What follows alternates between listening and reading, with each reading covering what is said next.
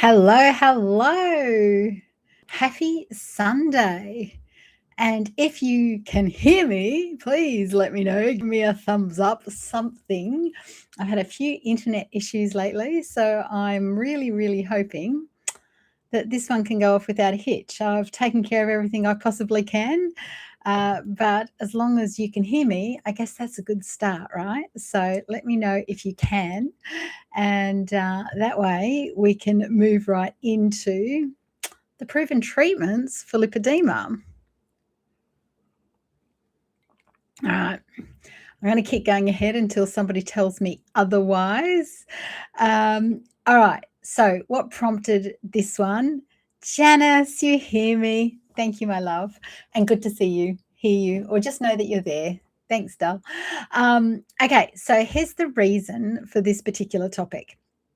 I was reading on a lymphedema, not sure what it was, page. I don't even know where it was, America, here, global, not sure. And a lady posted and said that she had gone to the doctor and she was really disappointed that with the options that the doctor gave her for treatment or for help moving forward, and that there had to be something else. But these were the options that the doctor gave her: diet, exercise, supplements, compressions, manual lymphatic drainage massage, vibration plates, pneumatic pumps, GLP-1s, weight loss surgery, and lipedema surgery. They are literally all we have open to us. So it was really amazing to me to read. And okay, admittedly, she may not know much about lipedema, but if you've been in a space long enough that you're actually off to get a diagnosis from somebody, then I'm going to say you know a little bit about it. But she was obviously asking for something else. She was wanting another option, like what is the quick fix? What is the next thing? Because these things didn't appeal to her. So it's like my heart went out to her. I didn't comment or say anything because it's like, everybody else was getting in there and having their say. But it brings us back to there are no quick fixes, right? And that's what she was looking for. She was waiting for somebody to come in, and I read the comments to say, I don't know, all you have to do is this, right? Because obviously none of these basic conservative measures appealed to her, or she didn't want to do them, or she did say she was interested in the surgery, so that's what led me to believe she was wanting the quick fix. But as I talk about this so often, if you continue the same lifestyle that your lipedema grew, and remember it grows differently for everybody and with different inputs. So, one person, is fine with their thyroid being out of whack and their lipedema doesn't grow. The next person, if they eat sugar too much and the insulin's out of whack, then their lipedema grows, right? Everybody is really different as to how it presents and which specific items causes it to progress. But yeah, it just made me realize that no, we've just got to keep talking about and I've done another video on this a really long time ago on the 8 proven treatments, because there's really literally only 8. I think I've got 9 here. I've got them on my screen, 1, 2. I think I've got 9 that have actually been proven to help in some way, shape, or form. And here's the other thing is, though, some of them may work for you, some of them may not. And that's why it's up to us to step in and take control of our own healing journey and figure out which of those things actually work for us, right? We can't rely on the fact that, these are the 8 proven treatments, so therefore all 8 treatments should work on me. It doesn't work that way. I've learned that for so long. I learned all this stuff in 4 years of college, becoming a naturopath and all that sort of thing. Doesn't mean to say it all works on you, right? And that's the problem. We're looking for this quick fix. We're looking for this one answer for everyone. This plus this equals this, and it just doesn't exist, right? And that's why we're all really confused. And, why isn't this working? Why isn't that working? It's why we're throwing thousands and tens and thousands of dollars at things that don't work on us necessarily. So I thought we will just go over those 8 or 9 things that I've got on my list, because we've just got to constantly remember these options are open to us. And even though they don't appeal, some of them, or some of them may be out of our price range or something like that, there are ways around it, and they're all things that we need to try. If these are the only things so far that they've proven, this is scientifically proven, may help. Doesn't mean it's scientifically proven to help you or to help me, but it may help. Then it's worth trying, right? If we can do it in a way that, suits us financially and logistically and all those sorts of things. So let's go through them, shall we? Now, of course, diet is the one thing that we've all got, control over to a degree. Emotions come into play there. But it's been, shown, all the science is showing that low carb, keto, carnivore, anything in the low carb kind of world, and there's a spectrum to that, seems to be helpful for lipedema. And that's probably because anything low carb produces ketones in the body, and ketones are anti-inflammatory. Any way that we can reduce inflammation in our body means we're reducing pain in our body. So that's probably why at this stage keto seems to be the happy medium. So some people will go higher to carnivore, some people less to just a low carb kind of situation. And keto is, very specific. It's measuring and weighing and, taking your insulin levels and all that sort of thing. So it is a little bit more difficult to navigate. That's why I like carnivore when I get back to basics, because it's just easy. I don't have to measure anything, or I get into ketosis really easily and it's not a drama. All right, so diet, that's number one. Okay, that's something that a lot of people sort of say that when it comes to health and fitness, and I know it's irrelevant for lipedema fat, but when it comes to health and fitness, that diet is actually 80%. So bodybuilders, I used to work in a gym back when I was 17, 18 years old, World Gym, and I worked with Mr. Australia and those sorts of people, which is very intimidating. But even they said diet was 80% of their preparation. 20% was the lifting of the weights and that sort of thing. So I think that's across the board, no matter whether it's something where we've got a goal for, weight-wise, or whether or not it is a disease or something like that. If we can dial in our food to be the best diet for us individually, then I think we're sort of way ahead, right? All right, next thing, movement. Number 2, movement. We have to move. Our lymphatic vessels that carry all our lymph fluid should be melty and warm and fluid and liquidy like that, right?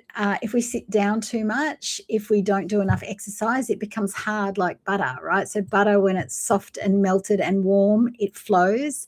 When it's hard, it's in the fridge, it is solid. So we kind of need our lymphatics to be warm and flowy and that sort of thing. And so we need to move. We need to move also to use up what glucose we are consuming, whether that's in the form of a fruit or a vegetable or a candy bar, doesn't matter. The only way we're going to use that up is through movement as well, right?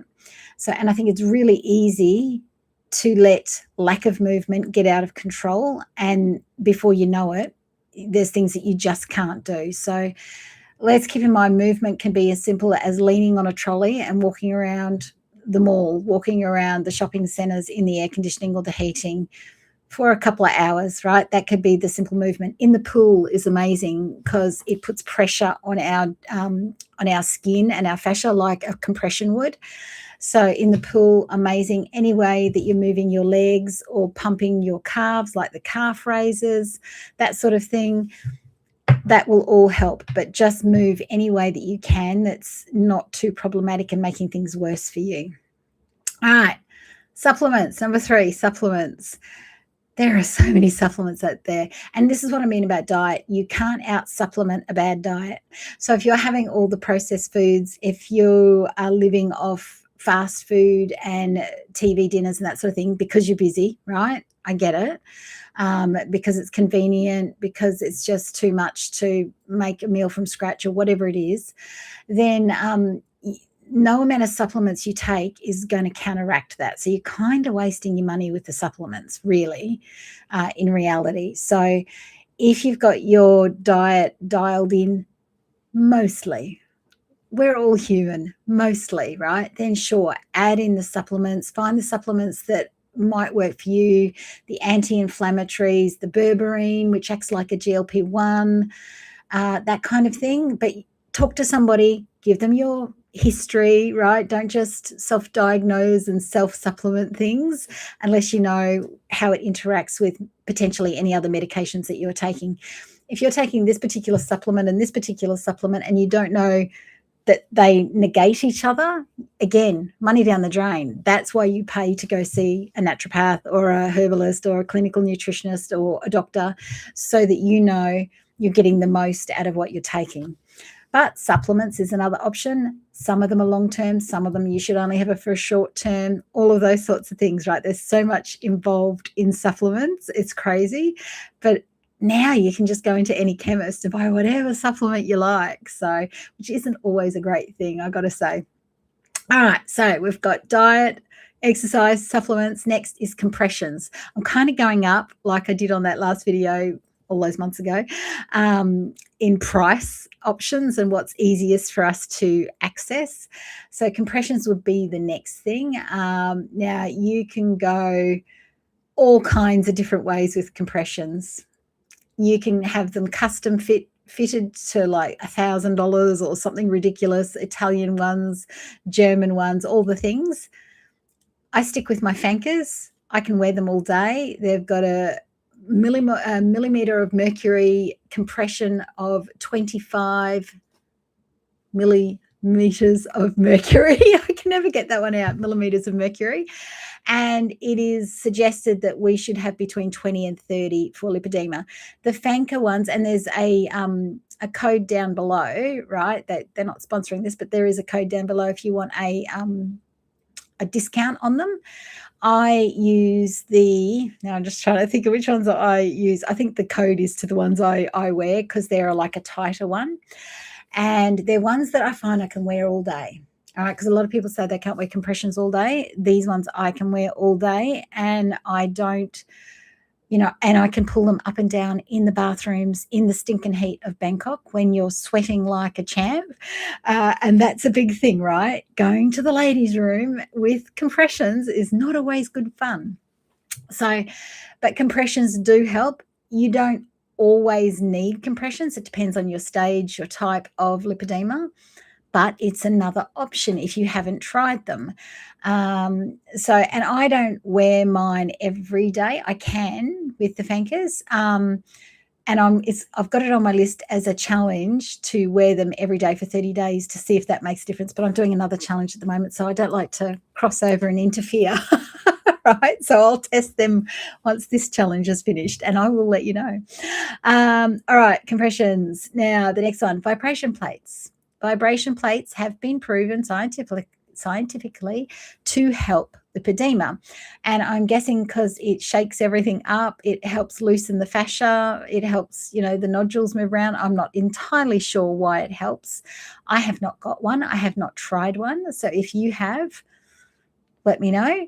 The only thing I do know about the vibration plates is that if you have sensitive skin, and a lot of people with lipedema have the sensitive skin, then the feeling of the vibration can cause that a horrible feeling, a horrible sensation in your skin. So you may not like it. So you may want to go into a shop that sells them and has them on display and lets you stand on one to trial it and see if it does that to you, if you're that person, before you go and buy one.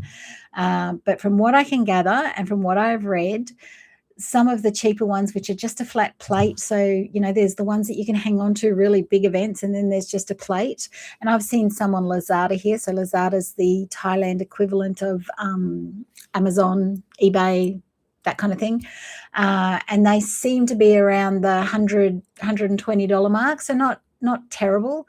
And being just a plate, I can probably stand it up and put it down the back of my desk or something to put it away. So it is on my list of like, I think I need to try that.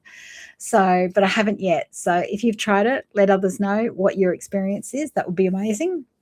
Next one, manual lymphatic drainage. Massages are proven to help with lipedema.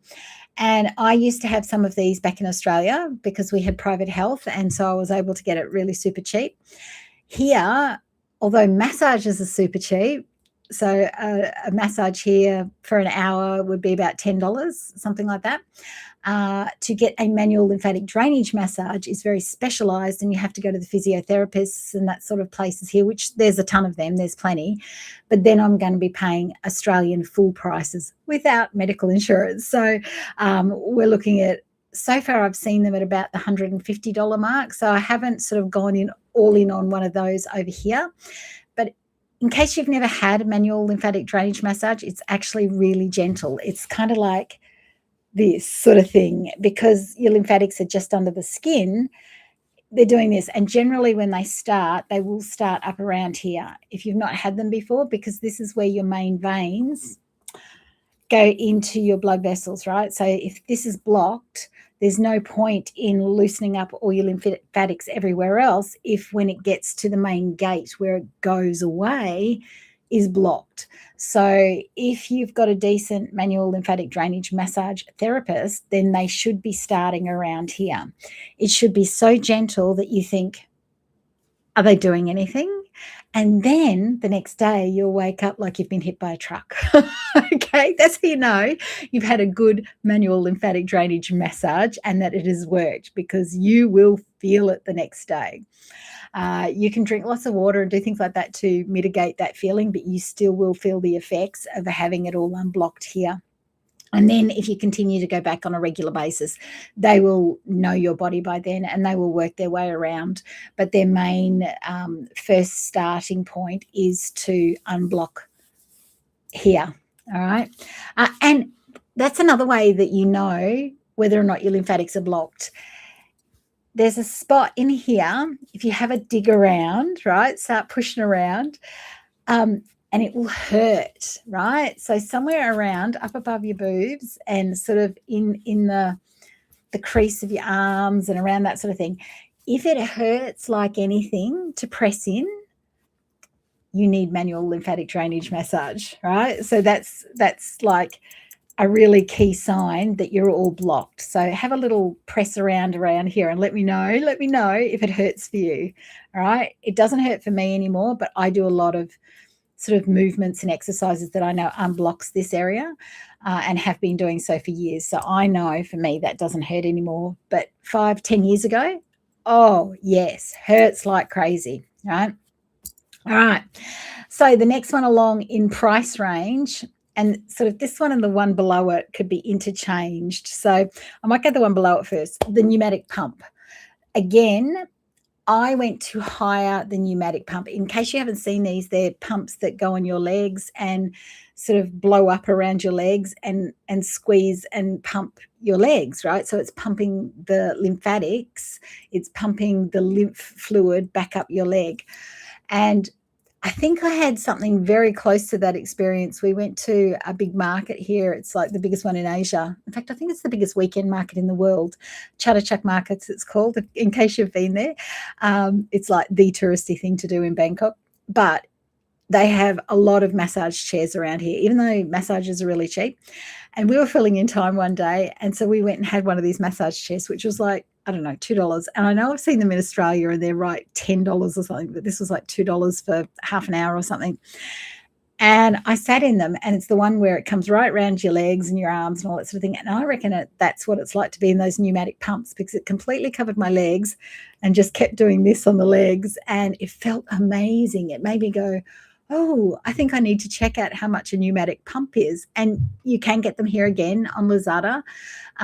They range in price, but the cheapest one I've seen is about 600 Australian dollars, up to 2,000-3,000 for the Normatec and that sort of thing. So it's on my list, right? It's on my list. I don't know about you if you've got one or if you've seen them, but I think over time, somebody that I've worked with, she has just purchased pneumatic pumps, and she said it's changed her world.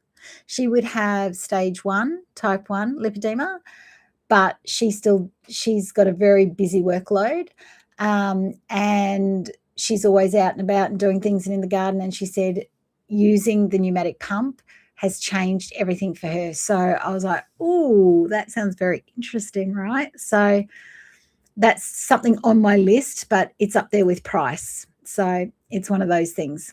So the next thing would be GLP-1s or weight loss surgery. Okay. GLP-1s work, weight loss surgery works. Now, GLP-1s work because they help reduce the pain as well as the weight. Now, lots of people have contested to this and shown their before and afters with the GLP-1s and so on. Now, that's great, but I've been watching people that have been on it for years since it first came out and has to be on it for life, I'm going to assume, to continue to get that pain-free lipedema world. I'm not sure. I chose weight loss surgery. I'm going to say I was used to the pain. And that sounds weird, doesn't it? I just kept on keeping on, right? I don't know, if you're in pain, you get over it, you get on with it, you keep going. But by having the weight loss surgery, I was forever changing my weight, hopefully. Remember, I went in, if you're new around here, I went in not even knowing that this was going to do anything for me because I had done everything else. But something changed hormonally by having that weight loss surgery. And it meant that I lost 60 kilos, or what is it, 100 and I don't know how many pounds that is. It's a lot, of nearly 150 pounds or something, I'm not sure. But it also meant that I don't have to pay for the GLP-1s. And I lost the pain because I had way less weight weighing on my joints. So 2 options, kind of the same outcome, kind of. I know the GLP-1s have other sort of outcomes when it comes to the inflammation and pain, whereas losing the weight with the weight loss surgery, it's losing the weight that lowers the inflammation and the pain because there's not as much inflammatory cytokines running around in your body because of the excess weight and because of the excess estrogen. So same, but different costs, different outcomes. It depends on what you can do and what you can afford and what you're willing to do. Neither is the easy road out. Some people have had weight loss surgery and then backed it up and has still had to have GLP-1s long term. Everybody's different, as I said in the beginning. Everybody's different. You just kind of have to keep putting one foot in front of the other and figuring out how life feels better for you, how life feels better for me, right? For me, it's always about, right, I know that that's what the science says, but how do I feel? How do I feel when I'm doing that, taking that, eating that, whatever? That's what matters. And because often that is going to change as time goes by, right? So what makes me feel good now, what makes me feel energetic and light and in no pain now, in 5 years' time, it might be something completely different. It might be I might go back to plant-based. Who knows? I am well past being dogmatic about what my beliefs are around diet, exercise, and all of this stuff with lipedema. I just don't do it anymore. I will go with the flow. I will go with whatever the latest information is. If it appeals to me and it resonates with me, I will give it a shot, right? And I think that's what we all have to do. We've got to be open to be flexible until they know exactly how this happens. Or they just kind of do now, but until they have an answer to reverse it or change it or stop it or fix it or whatever it is, all we can do is continue to do things to try and make ourselves feel better and try and balance it out with having joy and fun as a human being, right? It's always this fine balance. So weight loss surgery was my choice long term, and it worked. Still blows me away that it worked, and GLP-1s, would they be in my future? Who knows? I would never say no to anything. Never say never. I say now, never say never. All right. So that was that. And then the final option, which is the only option that this lady on this post that I saw, was the lipedema surgery, was the liposuction with the skin removal, if that's what you needed. If you don't have loose aging skin like me, then you probably don't need the skin removal, or you weren't as overweight as I was, then you possibly won't need the skin removal, but certainly the liposuction. But again, She wanted that. She didn't want to change her diet. She didn't want to do the exercise. She didn't want to wear the compressions. After these surgeries, now I'm coming up in 2 weeks, 3 weeks time, I'm having my next lot of surgeries. I'm going to be back in compressions again for another 12 weeks, right? Minimum. So anytime you have any kind of surgery, you're looking at compressions. So she didn't want to do the compressions before the surgery, but she wants the lipedema surgery because she thinks that's the quick answer, right? So you've got to really think hard about the fact that the surgery is not a quick fix either, because you've got to do all the things that you need to do to stop it from progressing and coming back. And we talk about this all the time, right? But it's a reminder that it doesn't matter where you're at, anything can change at any time. And so the hard part of this, the hard part isn't having lipedema. The hard part isn't all the things we have to do.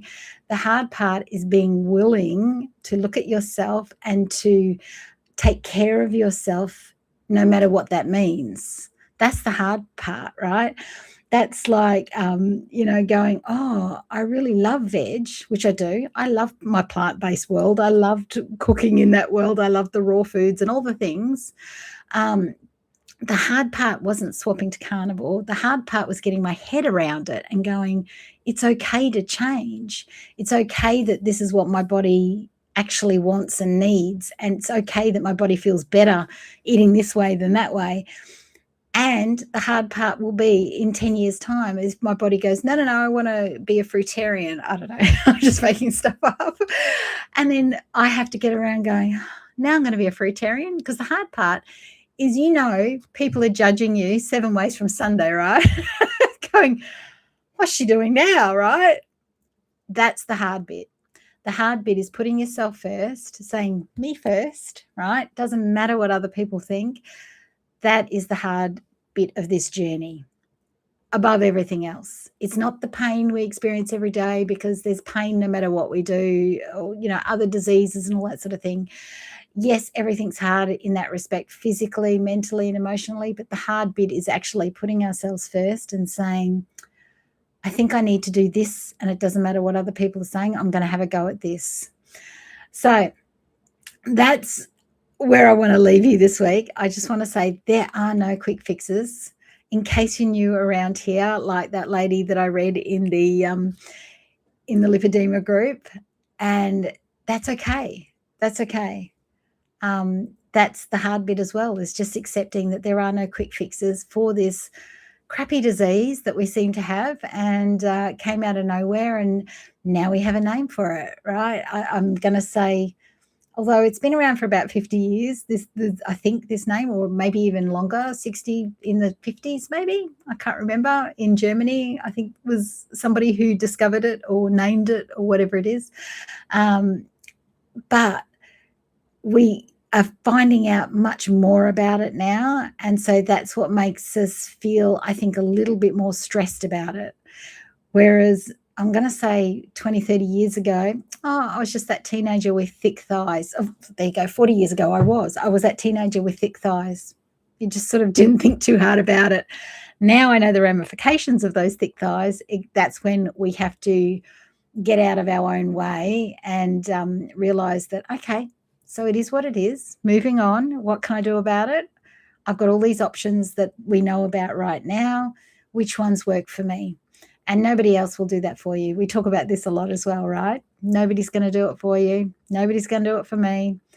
So you have to every day pick yourself up, brush yourself off from the day before, and go, right, what am I going to do today to make me feel good? So what are you going to do this week to make yourself feel good? I want to hear all about it in the comments. And I am going to go finish my cuppa. And I will see you all next week. Have a great week.